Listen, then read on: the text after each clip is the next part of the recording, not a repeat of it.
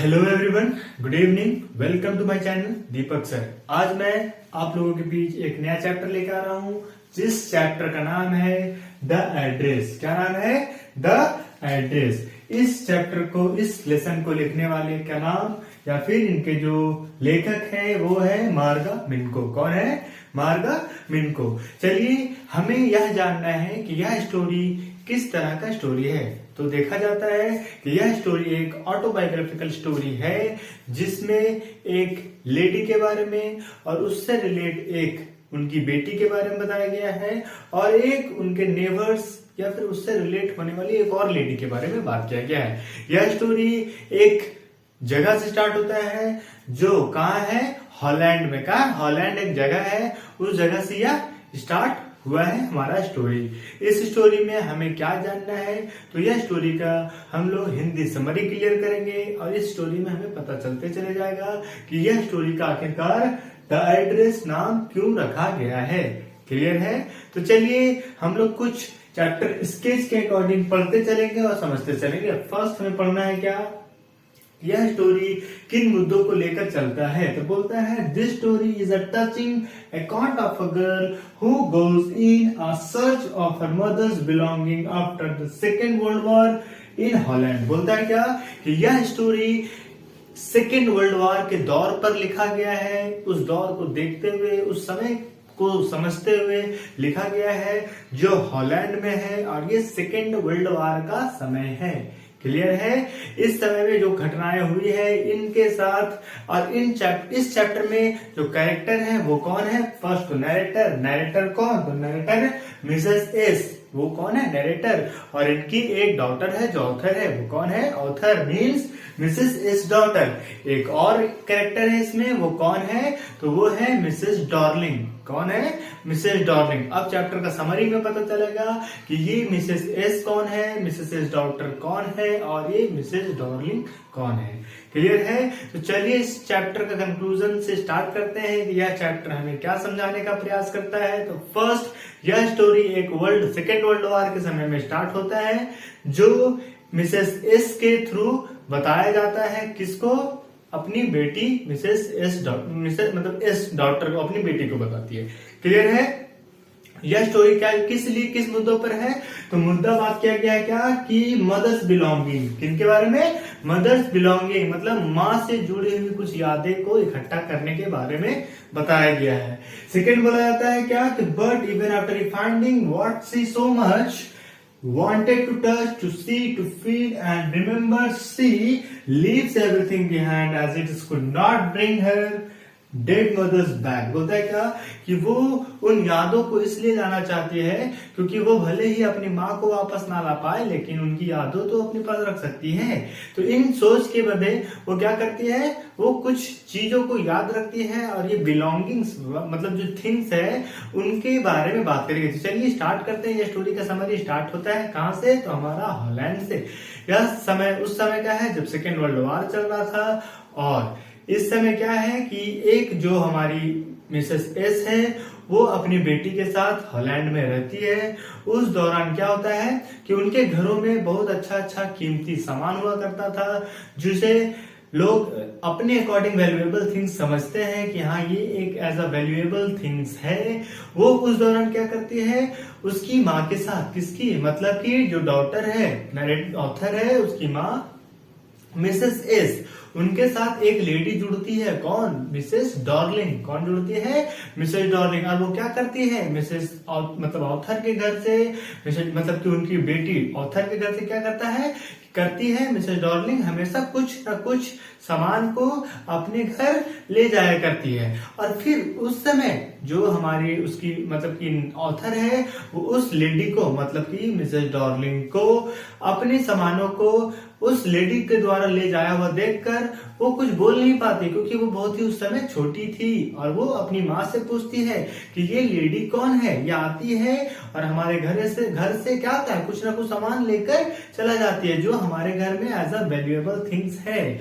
लेकिन उस दौरान ये जो मतलब ऑथर की जो माँ रहती है मिसेस एस, वो क्या बताती है? वो बताती है कि ये लेडी जो है वो हमारे सामान को, हमारी चीजों को, जो हमारे लिए वैल्यूएबल थिंग्स है, उसे वो सुरक्षित रखेगी अपने घर में। क्योंकि ये जो वार का समय चल रहा है, सेकेंड वर्ल्ड वार का जो समय चल रहा है, इस दौरान हमारा जो जितने भी सारे वैल्यूएबल थिंग्स है वो नष्ट हो सकता है। इस चीज के लिए, इस डर से वो लोग क्या करते हैं, वो लोग नहीं मतलब कि ऑथर की माँ क्या करती है, अपने घर से अधिक चीजों को मिसेस डॉर्लिंग को ले जाने देती है। क्यों? क्योंकि वो उस चीजों को प्रोटेक्ट करके रखेगी। क्लियर है? क्योंकि वो आउट ऑफ टाउन रहती है, तो वो ऐसा अपने आप को सेफ बताती है। किसके दौरान, किसके थ्रू, मतलब कि मुताबिक हमारी जो ऑथर्स की मदर है, ऑथर की माँ है, उसके मुताबिक जो हमारी डॉर्लिंग है, मिसेस डॉर्लिंग, वो सेफ समझती है अपने आप को। लेकिन एक दिन क्या होता है कि जब वो बताती है कि आखिरकार ये रहती क्या है, तो उसकी माँ उसको बताती है कि एक जगह याद रखना हमेशा, जहां अगर मुझे या फिर अगर ये वर्ल्ड वार खत्म हो जाए तो उस दौरान हम लोग क्या करेंगे, उसके जगह से ये सामान को वापस ले आएंगे अपने घर। तो वो जगह कौन सा था? तो वो था मार्कोनी स्ट्रीट, हाउस नंबर 46। कौन सा था? तो मार्कोनी स्ट्रीट, हाउस नंबर 46। ये उस हॉलैंड से काफी दूर था, जो सेफ जगह समझा जाता था। तो उसकी माँ, कौन, ऑथर की माँ मिसेस एस बताती है क्या, कि यह एड्रेस आप हमेशा याद रखना। क्यों? क्योंकि अगर हमें वापस हमारे सामानों को, हमारी चीजों को लाना हो तो यह जगह हमें जाना पड़े। ठीक है? लेकिन ये कब जाती है? जब ये बहुत ही बड़ी हो जाती है। वो अपनी माँ को उस दौरान खो देती है, क्योंकि जब वर्ल्ड वार होता है तो किस थ्रू, मतलब कि कंसंट्रेशन कैंप लगता है, जिसमें सबको क्या करा जाता है, प्रताड़ित किया जाता है, सताया जाता है। उस कैंप में उनको ले जाया जाता है। उस दौरान वो अपनी माँ से बहुत दूर हो जाती है। लेकिन मतलब उसका दूर हो जाना जो डेड को बताया गया है कि उसकी माँ नहीं रहती है, लेकिन उनसे जुड़ी हुई यादों को लाने के लिए ये क्या करती है, फर्स्ट स्टार्ट करती है क्या, कि जो अपने से जुड़ी हुई जितने भी मेमोरीज होती हैं वो दैट एड्रेस में है, that हेल्ड्स so much important stills that the visited that the place। बोलता है क्या, कि उन सभी चीजों को वो प्राप्त करने के लिए जो उनकी माँ के द्वारा बताया गया था कि आप जाइएगा नंबर 46 मार्कोनी स्ट्रीट में, जो घर मिलेगा उसमें आपसे जुड़ा हुआ जितना भी घर का यादें था वो वहां मिलेगा, जो आपकी माँ से जुड़ा हुआ था। मतलब उनकी माँ कौन, जो हमारी ऑथर है,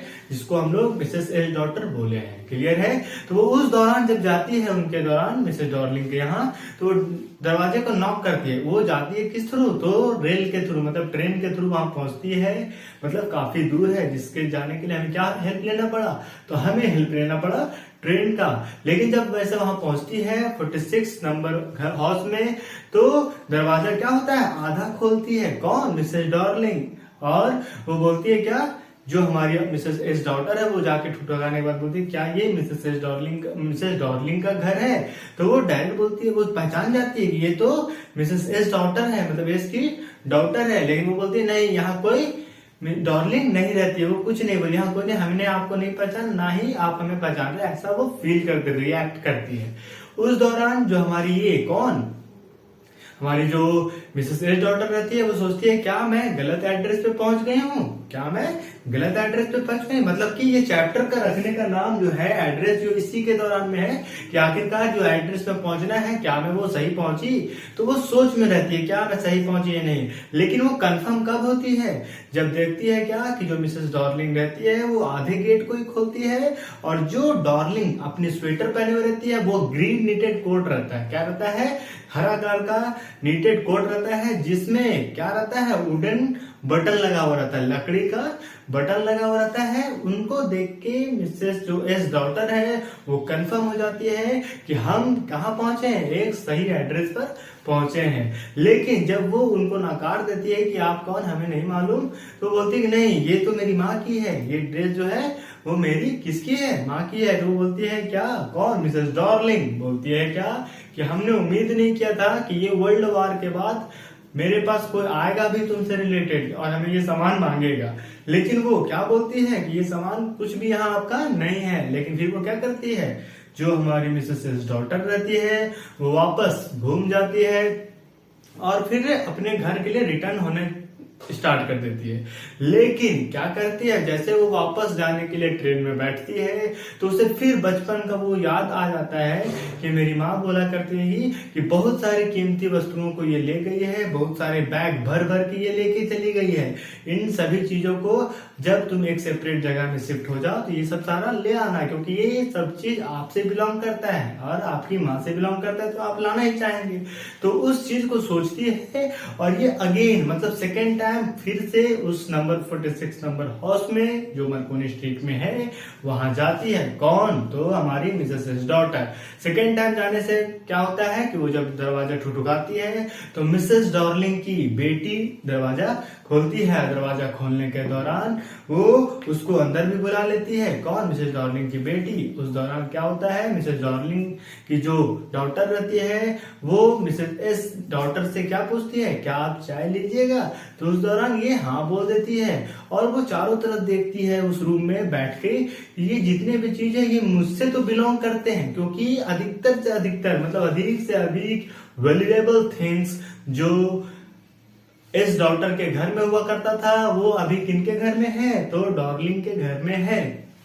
लेकिन वो सोचती है क्या कि इतने वैल्यूएबल थिंग्स को एक अच्छा सा शिफ्ट नहीं किया गया, इसको सजाकर नहीं रखा गया है, जैसे तैसे बिखरा है। मतलब कि ये ऐसा यूजलेस फील हो रहा है उसको कि ये ऐसा यूजलेस हो गया है। मतलब हम जितना इनको कीमती समझे थे उतना मिसेस डॉर्लिंग इनको वैल्यू नहीं दे रही है। उस दौरान जो मिसेस डॉर्लिंग की बेटी रहती है वो बोलती है क्या कि ये सारे मेरी माँ ने खरीदी है और ये मेरी माँ का दिया हुआ सब है, ये मेरा घर है और ये सारे वस्तुएं किसकी है, तो मिसेस डॉर्लिंग की बेटी और मिसेस डॉर्लिंग की है। उस दौरान जो मिसेस एस डॉटर रहती है वो फील करती है कि जब इन वस्तुओं का इस कमरे में होने के दौरान भी एक जरा से भी कीमती होने का बिहेव मतलब कि पहचान नहीं हो रहा है कि ये कीमती भी है, उस दौरान ये क्या सोचती है कि इसे तो भूल जाना ही चाहिए, मतलब कि इसे हमें लेने से कोई फायदा नहीं है। क्योंकि उस दौरान वो एक फीलिंग समझती है उस बच्ची का। क्यों? क्योंकि वो चाहती है कि हमने ये जो मिसेस डॉर्लिंग थी वो मेरे घर से सामान लाती थी तो हमने मिसेस डॉर्लिंग को बुरा समझा, ठीक है। लेकिन जब मैं मिसेस डॉर्लिंग की बेटी के सामने उसके घर का सामान ले जाऊं तो मिसेस डॉर्लिंग की बेटी भी मुझे गलत समझेगी, क्योंकि मिसेस डॉर्लिंग ने अपनी बेटी को यह ना बताया कि ये जितनी भी सारी वस्तुएं हैं वो दूसरे का है। वो बोली क्या कि ये सारा आपका है, मतलब अपना खुद का है। तो उस दौरान जो हमारी मिसेस एस डॉटर रहती है वो उन चीजों को भूलने का प्रयास करती है कि अब ये बिलोंगिंग्स को मैं रख के करूंगी क्या, क्योंकि इसका जो अहमियत है, इसका जो इम्पोर्टेंस नजर आना चाहिए था, वैल्यू नजर आना चाहिए था, वो मिसेस डॉर्लिंग के घर में हमें नहीं मिला। उस दौरान वो क्या चाहती है कि हर चीज को वो रियलाइज तो करती है, वैल्यू को रियलाइज करती है, वैल्यूएबल थिंग्स का वैल्यू को रियलाइज करती है, लेकिन उसे अपने घर वापस ले जाने का नहीं सोच पाती। क्यों? क्योंकि उससे कोई और भी जुड़ चुका है जिसका वो अपमान नहीं करना चाहती है। उस दौरान वो क्या करती है कि ही ट्राई टू फॉरगेट एवरीथिंग, वो एड्रेस को भी भूलना चाहती है कि अब इस एड्रेस से मुझे कोई लेना और ना ही कुछ देना है। वो उस एड्रेस को भी भूलना चाहती है और उनसे जुड़ी हुई जो उनकी माँ से जुड़ी हुई जितनी भी सारी वस्तुएं हैं उन्हें वापस भी नहीं ले जाना चाहती, क्योंकि अब उसका वैल्यू उन्हें पता नहीं चल रहा है। वो सोच रही है कि ये ऐसा नॉर्मल हो गया है, ये भी रख सकता है। अब इसके दौरान सोचो कि वो क्या क्या देखी होगी अपने घर की वस्तुओं को वहां, तो बहुत सारे चीज, टेबल क्लॉथ, सिल्वर स्पून, बहुत सारे वॉल, बहुत सारे पेंटिंग, ये बहुत सारी चीजों को वो देखती है और बोलती है क्या ये असल में जो कीमती है ये कीमती हमें अभी नहीं दिख रहा है, क्योंकि ये असल तौर पे जैसा रखना चाहिए, जिस प्रकार से इसका सजावट होना चाहिए वैसा नहीं है। इन सभी चीजों को सोच सोच के वो क्या सोचती है कि ये एज अ वैल्यूएबल पहले जैसी थी वो अब जैसा वैल्यूएबल नहीं रहा। तो इस वजह से वो उन सारी वस्तुओं को भूलना चाहती है और ये जो नंबर 46 मार्कोनी स्ट्रीट है एड्रेस का नाम, इसे भी वो भूलना चाहती है। उस दौरान क्या होता है कि जो मिसेस एस डॉटर है वो डिसाइड करती है कि अब मैं इस एड्रेस को भूल जाऊंगी और ये सारी वस्तुओं को भी भूल जाऊंगी। अब मैं अपने घर अकेले रह लूंगी बिना इन चीजों के भी। क्लियर हुआ? तो यह स्टोरी बताया है क्या कि एक वर्ल्ड वॉर के समय से एक बच्ची की चाह से, मतलब उसके पसंद के बहुत सारे वस्तुएं दूसरे के घर चले जाना, जब वो बड़ी होती है तो अपनी माँ से रिलेटेड सारी वस्तुओं को जब वापस लाना चाहती है, लेकिन कुछ ऐसी घटनाओं की वजह से जिससे प्रूफ ना कर पाती कि ये मेरा ही है, प्रूफ इक्वल टू वो ऐसा सोच लेती है कि अगर मेरे दूसरे के घर से मैं ले आऊं तो उसको कुछ ठेस ना पहुंचे जिस तरह से मुझे पहुंचा। तो उन वजह से वो क्या चाहती है कि इससे अच्छा तो मैं एड्रेस को भूल ही जाऊं और इस बच्चे का भी ख्याल रखूं कि ये इसका है, तो ये अपने आप का अधिकार इसमें जमा सकता है। इस दौरान जो मिसेस एस डॉटर रहती है वो एड्रेस को भूलने का प्रयास करती है और यह स्टोरी हमें इस पॉइंट तक आके पहुंचाता है क्या कि अब जो मिसेस एस डॉटर है वो हर एक एड्रेस को भूलना चाहती है और वो अपनी लाइफ को अपने तरीके से और न्यू स्टाइल में जीना चाहती है और ये सारे चीज को भूलते हुए। क्लियर है? यह स्टोरी हमें इस तरीके का रूल के हिसाब से बताया गया है। स्टोरी का कैरेक्टर्स तो हम जान गए हैं कि इसमें मिसेस एस डॉटर है, मिसेस एस है, मिसेस डॉर्लिंग है और मिसेस डॉर्लिंग की डॉटर है। ये 4 कैरेक्टर्स है। जगह में कौन है? तो कौन है? हॉलैंड है। हॉलैंड में जो है मार्कोनी स्ट्रीट, दूसरे अपोजिट साइड है जो एक घर है जिस घर का नंबर 46 है और इस 46 नंबर मार्कोनी स्ट्रीट के एड्रेस के बारे में ही यह चैप्टर हमें क्लियर किया गया है। यह इसीलिए इस चैप्टर का नाम द एड्रेस पड़ा है और इसको लिखने वाले कौन? मार्गा मिंटो हैं। क्लियर हुआ? तो आई होप यह वीडियो आप लोगों का बहुत ही मदद करने वाला है आप लोगों का सिलेबस के अकॉर्डिंग। तो अगर आपको यह वीडियो पसंद आया हो तो please like, share, comment and subscribe my channel. Thank you and